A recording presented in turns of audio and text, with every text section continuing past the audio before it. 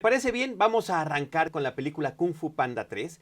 Esta es la tercera cinta, como dice su nombre, evidentemente, de esta saga de El Panda Po en la antigua China. Una serie de películas que desde el 2008 nos han estado trayendo la historia de este bien intencionado panda, obeso, chistoso, torpe, vaya, francamente inofensivo de alguna manera, que tiene el sueño, tiene la ilusión de convertirse en un maestro del Kung Fu. Él lleva lo que tradicionalmente se conoce como el viaje del héroe en su primera película, Divino. donde pasa de la cotidianeidad Sí. a convertir su sueño, siente ese llamado, logra convertirse gracias a un asunto de misticismo Sí. en un hombre que es entrenado por distintos mentores en las artes del Kung Fu y se convierte finalmente en el guerrero dragón, contrario a cualquier expectativa de Claro. todos los que lo están esperando, ¿no? La película tuvo su secuela y ahora viene la tercera parte. A mí me parece, Dani, que lo más atractivo de estas películas de Kung Fu Panda son varias cosas. Uno, la calidad de la animación, que DreamWorks se esmeró extraordinariamente desde la primera película en que tuviera la mejor calidad posible. Charlie, buenísimo. Si nos permites, pues vamos a poner algunas imágenes para que mientras nos estás platicando podamos ver parte del tráiler. Claro que sí, por supuesto que lo podamos ver. Y bueno, lo interesante es que la historia aparentemente es sencilla, pero las películas, las tres, tienen una gran consistencia, cosa que no es común en el cine. Normalmente tenemos una película con fuerza, la primera, después la segunda parte que puede o no estar bien, y normalmente la tercera película se ve en picada. Estoy hablando de casos como El Padrino o como La Guerra de las Galaxias, Sí. que sus terceras partes no particularmente son las más interesantes o las más emotivas. Resulta que en este caso la de Kung Fu Panda lo logra muy bien, porque estamos ante una serie de películas que las tres me parece que están cortadas de la misma manera. Te hablaba yo de la calidad de la animación. Estamos hablando de animación por computadora, donde el detalle, la textura, los colores explotan en la pantalla, lo cual hace un visionaje especial para el espectador. A mí me parece visualmente arrebatadora. Pero además utilizan distintas técnicas a lo largo de la película dependiendo de la circunstancia. Si tenemos el flashback o el recuerdo, lo vemos en lugar, ya ves que en una película normal sería como en blanco y negro, Sí, sepia. Ajá.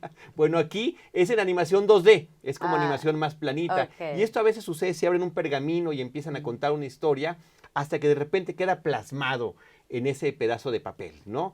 Eso me parece interesante. Y aquí tenemos además la integración del mundo espiritual. Sí. El personaje es un viaje al mundo espiritual. Y aquí también es otro estilo de animación, yo diría de un corte un poco psicodélico, donde no existe la gravedad, donde existe una manifestación gráfica. Él se llama el Guerrero Dragón, pero es un panda. Aquí vemos la manifestación gráfica del Guerrero Dragón, lo cual me parece que también es muy atractivo para el espectador. Pero sobre todo, más allá de la técnica, más allá de la innovación o no, está el asunto de que el corazón de la película sigue siendo Po, sigue siendo este panda, que a pesar de haber logrado muchas cosas en su historia personal, no deja de sorprenderse con las cosas que le están sucediendo. Qué maravilla. ¡Wow! Qué maravilla. Todo es una maravilla, todo es impregnarte de algo que es una novedad. Sí. En esta ocasión, ¿qué es lo que está pasando? Po, que es adoptado por un ganso, Ah, sí, que me claro. parece que es sensacional, Buenísimo. que él ni siquiera sabe que que tiene un era restaurante, ¿no? De Exacto. fideos, claro. Él ni siquiera sabe que él no es Sí, un ganso, sí, ¿no? sí, Él sí. se asume como hijo. Bueno, ahora conoce a su padre biológico y por primera vez convive y coexiste con su propia raza. Ok. Tiene que aprender a ser panda. Ya fue guerrero, ya fue hijo, ahora tiene que reencontrarse con su padre biológico y aprender a ser panda en un santuario de pandas que además es visualmente suntuoso. O sea, es un arrebato visual increíble cuando estamos viendo a mitad de las montañas nevadas esta especie de oasis donde viven ellos ocultos Ok. por ciertas razones especiales. Tenemos también un villano de corte sobrenatural.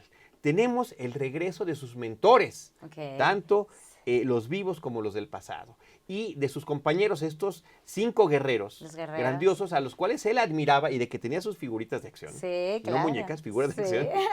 Y que pues es parte del juego constante que tiene la película. Es ocurrencia tras ocurrencia tras ocurrencia. Tenemos escenas de pantalla dividida, donde estamos viendo el mismo personaje, como si fuera acción real, como si tuvieras diferentes cámaras en diferentes puntos, desde distintos puntos de vista. Entonces, me parece que las ocurrencias, el humor y el gran corazón que tiene este personaje hacen que la experiencia de ver una película palomera, de ver una película comercial, sea especial, que sea especial. Y hay que decir los antecedentes de sus películas previas. Las dos fueron nominadas al Oscar en su momento. En el caso de Kung Fu Panda, la primera cinta, perdió y merecidamente perdió, ni modo, porque estaba Wall-E, que era una cosa espectacular. También, sí es espectacular, Wall-E. Kung Fu Panda 2 perdió contra Rango, que también era una nueva visión y homenaje al género del western, ahora con animales, y ahora pues ya veremos contra quién se enfrentará, si es que llega a estar nominada. Ya llevamos 2 películas animadas en el cine comercial este año, en lo que llevamos de este año, Zootopia, que mencionábamos hace poco aquí en este espacio, y esta película de Kung Fu Panda 3, y me parece que las dos tienen méritos en términos de producción y también de historia como para poder alcanzar una nominación. Pero más allá de eso, yo creo que lo importante, lo interesante es cómo como espectadores podamos quedar inmersos y atrapados con estos personajes. Es maravillosa. Bueno, esta no la he visto, pero la 1 es una película, además maneja muchas metáforas y es una película que tiene hasta ciertos comentarios terapéuticos.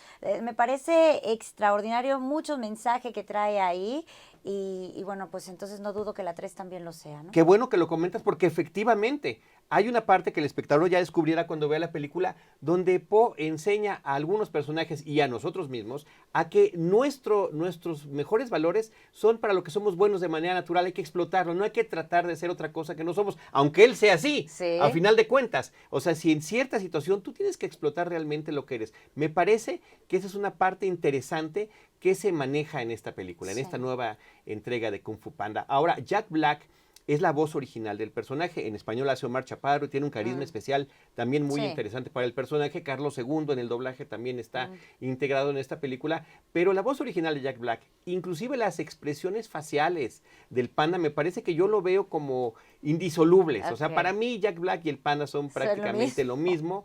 Y ahí hay un tema también de lenguaje corporal y de expresión facial y de voz. Ahora, en las voces originales en inglés se integra Bryan Cranston, por ejemplo, que viene de su nominación al Oscar por Trumbo.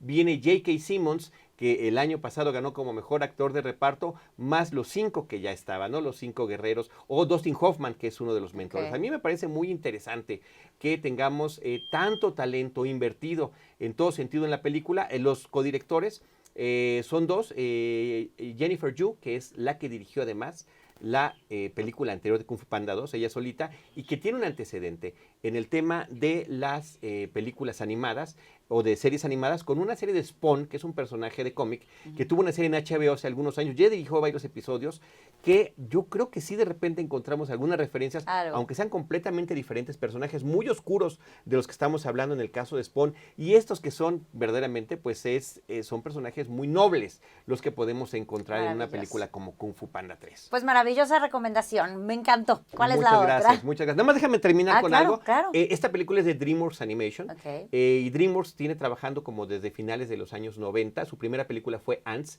o llamada Hormiguita Z, donde Woody Allen era la voz de esta neurótica hormiguita que se quería salir del corral, y que pues simultáneamente se estrenaba con bichos, ¿no? Lo cual hacía curioso que hubiera 2 películas animadas con una temática similar.